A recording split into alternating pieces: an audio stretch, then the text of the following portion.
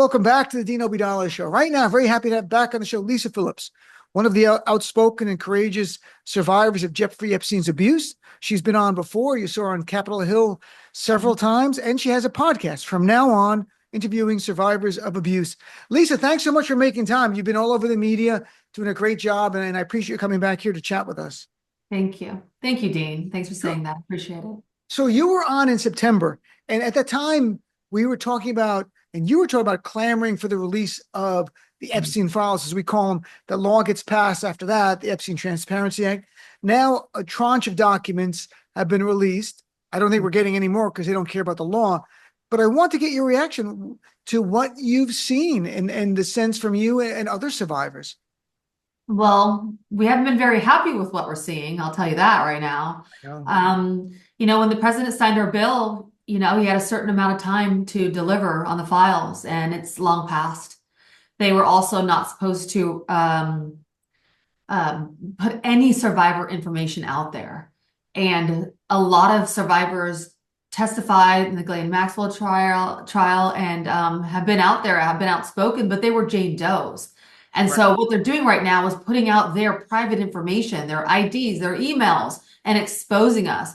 And we feel like they're rebullying. It's re-traumatizing, basically. So they're playing games, and it's getting kind of ugly. That's interesting you put that way. I saw that you made a really good point that what's been released doesn't paint a real picture for people. Like it's a scatter shot of just a bunch of stuff thrown out there on purpose. What would you have wanted to see? Well, what I want to see is all the files. They're supposed to release all the files in their entirety. If they need to, what they've been saying, Todd Blanche said, there's some death material and some very disturbing material they haven't released. I understand maybe that's something for them to take a look at, but then take a look at it. You know what I mean? If you're not going to release everything to the public, at least you're getting a full picture of what's going on here. There's names, there's institutions, there's lots of things to look and connect the dots if you actually try to connect the dots. You know what I mean? It's just like, oh, just throw it out there and you do some work and then we'll take it down or we'll redact some names or we'll play with you a little bit, with the survivors. It's just a mess. Yeah. And the real truth is right there in plain English. And we have these American sleuths that are looking for everything and connecting the dots. But why should they have to do it? Why should the survivors have to do it? It's interesting because I saw many survivors saying on different channels that their names were in it, like they were supposed to be concealed. And we heard all this time, Todd Blanche said, we had so many lawyers working 24-hour shifts all through the holidays, all this. You would think getting rid of names would have been the easiest thing. Just enter names into the search and then block them off. What's the reaction of all? And I saw some reporting on MS that some of the names were people who were children who had been raped, and now they're adults, and they've never been revealed to the public before. So what's the reaction? So why would you put that information out there? I know, I don't. They obviously didn't want it out there. They're not speaking. There's 1,200 or more survivors, that children, teens, and young women, right? They were all abused, groomed, pretty much the same MO. Pretty much brought in for Epstein or Ghislaine and then trafficked to others. And some of it gets super dark, very disturbing stuff. Mm-hmm. And the public can clearly see that. Why aren't they doing something about it? Why aren't they holding some of these men accountable? I can understand there's a lot, lot, and it reaches globally, and they probably have no idea what to do. But to stand up there and say, like, we have so many people working on this, but then you put out the files and you have the victim's name that were really young during that time out there. So now their friends, their family, their community, everybody knows about it. That's calculated. There's something. You think so?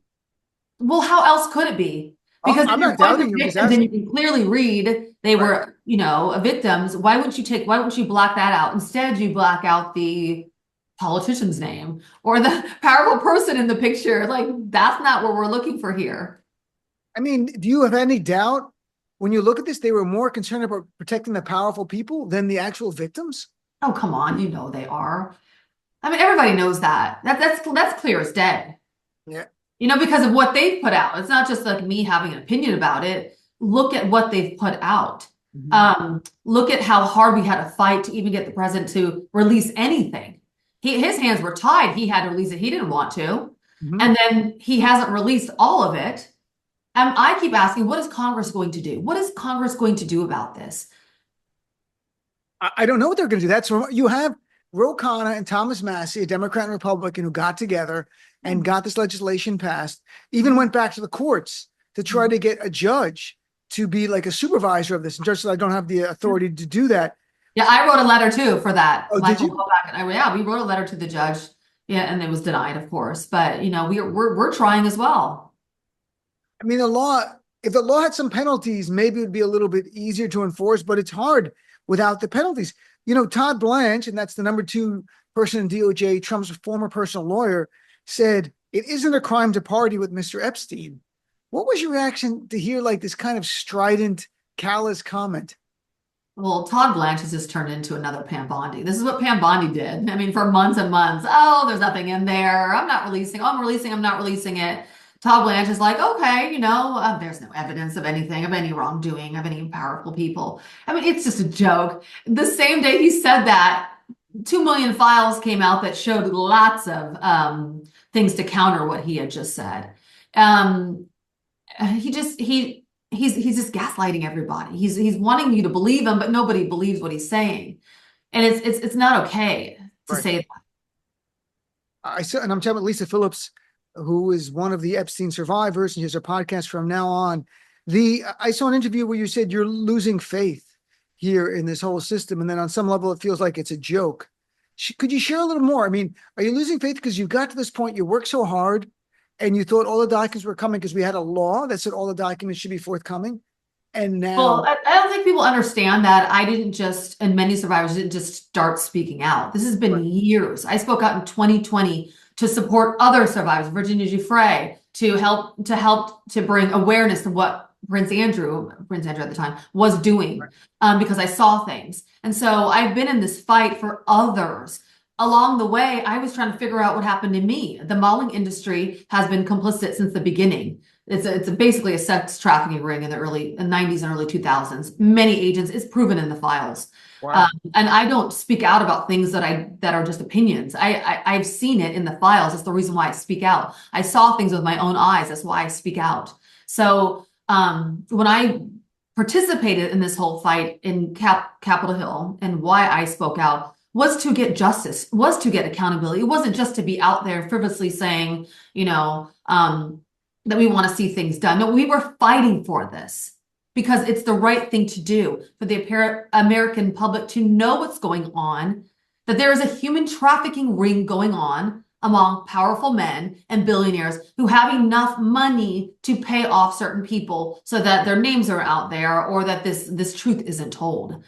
But there are now not just survivors, there are so many American people, even MAGA is turning, that are behind us. Congress is behind us. We sat there in the House while the representatives were down there cheering for us and saying, we've got you, you know? So there is a shift in our society today. Things are moving. It's moving very slowly, but Dean, things are moving. And we are at a very different place right now in February 26th than we were in September 25. Look at all that we have accomplished. Look at all that the American people has seen now. They have seen the dark and disturbing, perverted world, right? Of Epstein and all co-conspirators. They're there, and just I want to say as well, there's a lot of information coming out about powerful men that are in those files. Right, but I mean, how could there be not enough evidence to charge anybody? Like, this is what's remarkable. You talked about Epstein was an international human trafficker. He was not just a serial predator. And we talked about it wasn't just for him. He was doing this to traffic people. They know, they have the statements of countless victims, over 1,000, who told them in detail what happened. I don't understand. And then, you know, Todd Blanche said, I don't think there's be, you know, any charges, and said, quote, the review is over. I'm like, how could what was this, a game? Like, I don't think, the whole thing was accountability for yourself and the other survivors. That was the whole idea behind all of this. Yeah, they're like, we're just going to play the game. We'll give them a little bit here and there, but we'll give them a little bit. We'll show, we'll show the dark, disturbing world, what's going on. We'll show the billionaires and these guys are, you know, pedophiles and stuff like that. We'll show it, but nothing's going to happen about it. Todd Blanche said with a straight face, there's nothing here. No one's going to be prosecuted. We're not going to do anything. What could happen is Clintons will testify, Andrew might, Mendelsohn might, and they'll start getting it if they tell the truth under oath. They've seen things, they know what's going on. We'll maybe get to a bigger understanding when they do testify. I hope and pray they do, because that's another piece of the puzzle. Also with Stephen Tisch and the Tisch. When I got together with a lot of survivors, we found out a lot of us were sent to NYU under a scholarship. Some graduated, yes, I had a big announcement in February. Yeah, a lot of these schools, Columbia, and they're being looked at right now because many Epstein survivors were sent to universities under a scholarship. And some of them hadn't even graduated high school. Some of them didn't even finish their classes and they got degrees. Why were these women sent to these prestigious universities? What's going on here? So there's so many, he had his tentacles in so many different places. So I can understand when Todd Blanche says, oh, like he just doesn't know what to do with it all. But that's their job. That's the DOJ's job, is to figure it all out. What's your reaction to after Jeffrey Epstein, he goes to jail?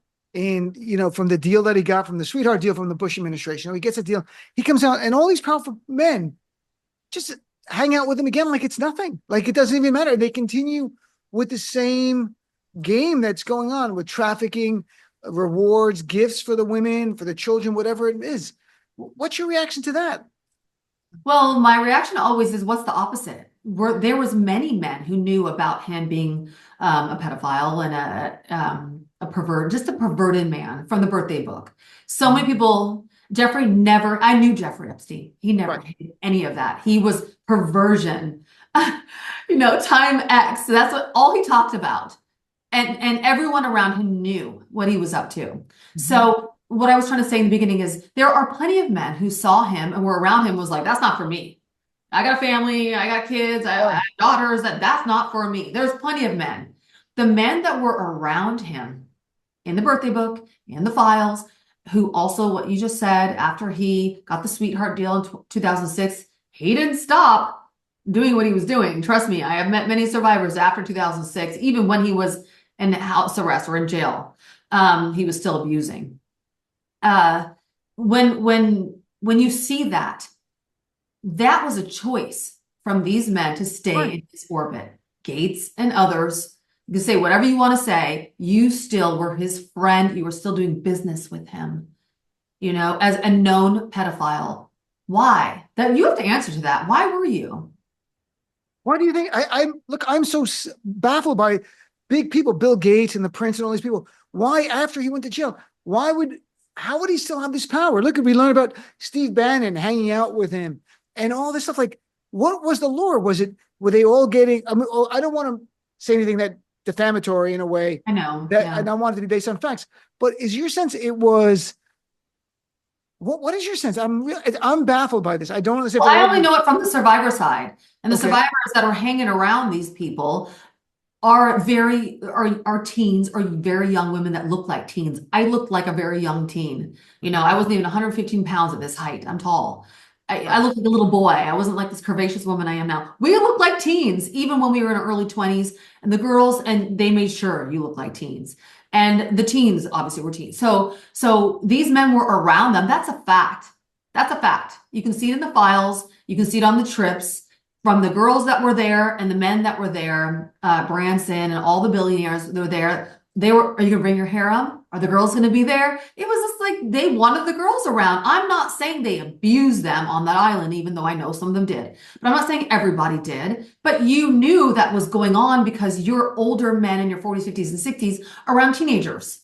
I mean, this is not normal. No, and it makes us wonder, with the life of the rich and the powerful, how much more of this is out there that we don't even know about. Like, if Jeffrey Epstein, or was he that unique? I mean, it seems he was unique in the number of victims and how many years this went on, but how much more? So did you ever go to Epstein Island? Well, that's where my story started. Right. Yes, I was brought there from a friend by a nearby island. Yes, and I was there for the day. And that was the reason why he kept me in his orbit, because I saw a very powerful person on that island. And once you see things or know things, he tries to keep you locked in. and do things for you because, you know, he doesn't want you saying anything. I mean, look how important it is today that I saw a prince on the island. Right. I know. I can only imagine. Did you ever go on the plane, the Lolita Express? No, I've never been on the plane. No, no. After that, I mean, I guess the girls were asked to go back to the island or go to other homes and stuff like that, but I never did. No, I never did. No, it's interesting to see as this story plays out where the lies are and how the media, for example, and you said, and I think it's such an important point, this story is bigger than Donald Trump. And being a political person, I gravitate towards Trump, but at the same time, I always want to take a step back and look at the survivors. This is about justice and accountability. And Trump lied about never being on the plane. He never was on the island. There's no proof of that. He said he was never on the plane, never on the plane. Then we find out from the logs DOJ gave us, he was on it 7 or 8 times, including with Ghislaine Maxwell and stuff. Yeah, So, yeah. but what we make of that, we still are missing stories. But I want to go back to that. I think it's an important point. This is bigger than Donald Trump. This is not a political story. This is a human story about trafficking and about people trying to heal. Can you share a little bit more about why you said this is bigger than Trump? The reason why is because the orbit of Jeffrey Epstein and the men that were involved were dorky nerds who couldn't get girls. You know what I mean? So they loved being around all these girls, or they could get them with their money and stuff like that. But they loved being around that. Donald Trump was gregarious and good looking back then and had his pageants. He had a model agency. He could get girls on his own. Right. He didn't need to be in Jeffrey's orbit for that reason. So I think that's the reason why I say he's got his own set of issues and he can be looked in for all the things that Trump has done. I believe all the survivors that were abused by Trump. I do. But when it comes to Epstein, there were so many other powerful men involved that need to be looked at that's global. Because I know I have a lot of survivor friends. There were men from other countries, very powerful men from other countries, prime ministers and things, princes and things that saw, and they don't even know which country or what the accent was. It was hard to pick them up in a lineup because they came in because they like to be around the pretty young girls.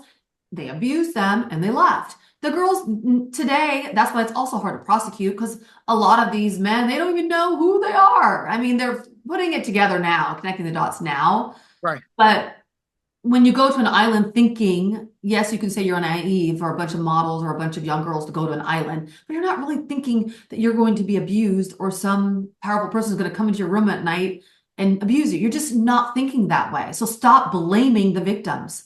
Stop. Even myself, when I went to the island, had no idea what was going to happen to me that night. So it's how do you think he got away with it for so many years with so many different victims? How he got away with it was because he had so many enablers around him. He had so many, law enforcement, so many people that were behind him and just letting it happen. Like with the sweetheart deal. There was, I don't know, 30 or 40 young girls. These are underage girls that were saying I had to go to a massage and do this creepy stuff with this man, and he abused me. I know survivors. He took the virginity of 14-year-olds. Okay, let that sink in. He took their virginity of a 14-year-old girl. I have a 14-year-old child. They are a little child. They're not young women. This gets perverted of what he was doing, him and Ghislaine, with the young girls. It's pretty bad. So what would help for the healing? Let's talk about the survivors and about justice and healing. What would be the next step in the survivors feeling like there's justice? And what can help them, if healing is the right term, it might be too simplistic, but down that path? Well, of course, there is healing.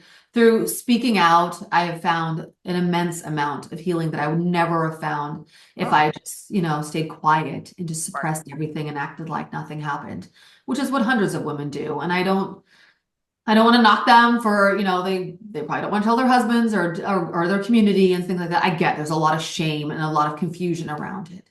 But I feel like it's my moral right as a mother and as a protector, why I have the podcast, is for whatever reason, I've always been like this. I like to stand up for people. And I'm standing up for the 1,200 plus survivors out there and all the Eastern European girls that were trafficked into this and who are the most fearful and don't want to say anything. I stand up for them.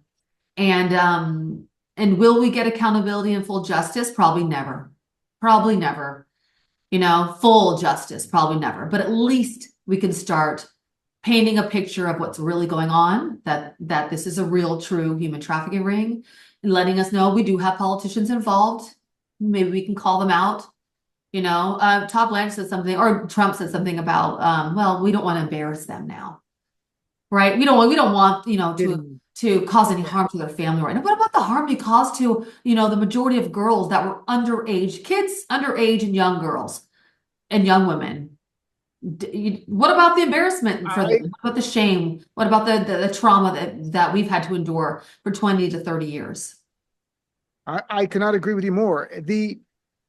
So you said, I remember the quote I mentioned earlier that you're losing faith. At the same time, you feel hopeful. I can sense.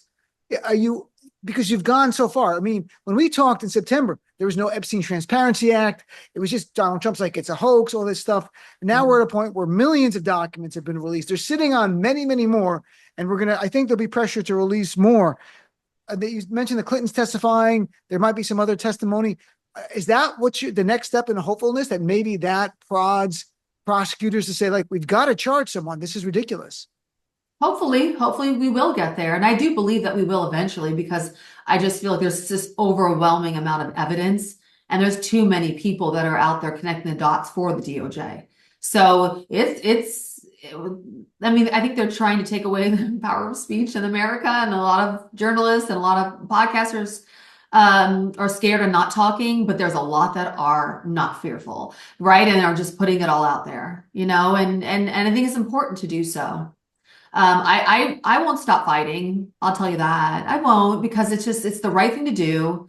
And when I speak out, I get thousands, it's probably over 10,000 messages from people. Wow. Yeah. When I spoke out at Capitol Hill, thousands of people reached out to me. And they're not even just Epstein survivors, they're survivors of sexual abuse from childhood, familial abuse, something that happened in a college, all walks of life, all different types of abuse. And so when I speak out, it's for those people at home that are just like, yeah, like I'm going to find my voice, or at least come to terms with my abuse and heal through that. So there's a whole collective consciousness going on that's way bigger for me than just the Epstein files and what happened. It's a whole nation, a whole world that have gone through this type of stuff over the last 20, 30, 100 years. And things need to change. And why they need to change, Dean, is because now we have the internet. And now our kids are not protected. In 2000, I wasn't able to snap little pictures of everything I saw, right? And post it online. Oh boy, but these girls and boys these days on TikTok are telling all. They tell everything. Their abuse is out there. So there is a major shift happening right now. And it needs to happen, because the abuse perpetrators out there, the pedophiles out there, they have a larger grasp into our children more than they ever have before with social media. So this is very, very important. I cannot agree more. And I didn't even think about that. The ability to just put things online, to share with people what's going on. And then you might get a reaction much quicker, maybe a prosecution, or people stop the abuse at the very least. Last thing, Lisa, before I let you go, tell us about your podcast from now on and where people can check it out, please. I am so proud of my podcast. Season 1 was incredible. I had so many survivors on. So season 1 was about me telling my story. So the beginning of every episode, I would tell my story, little bits of pieces of it that would match to the survivor that I had on. We won awards. We won Signal Awards. We won Webbies and Ambies. It was just like, it was so just a wonderful healing process for me and for so many others, but we need to take it to the next level. So like I told you before, I'm looking for the right home for season 2 and putting it out there, to networks and everybody, supporting survivor voices, but also I have a great lineup already set up of people that I met in Congress, and people changing laws, and experts that have like groundbreaking things that they're working on and things like that. So it's going to be powerful. That's great. And again, it's called From Now On, and it's available now, the first season, on YouTube, as well as, of course, where you can find podcasts. I wish you the best. Thanks so much for coming back on. And you're doing such courageous work, and you're making a difference in so many people's lives, like you're saying, and that's so important. So you're helping heal. And I'm hopeful for you that we get more towards justice so more of the survivors can heal. Yes, thank you, Dean. You've always been a big support.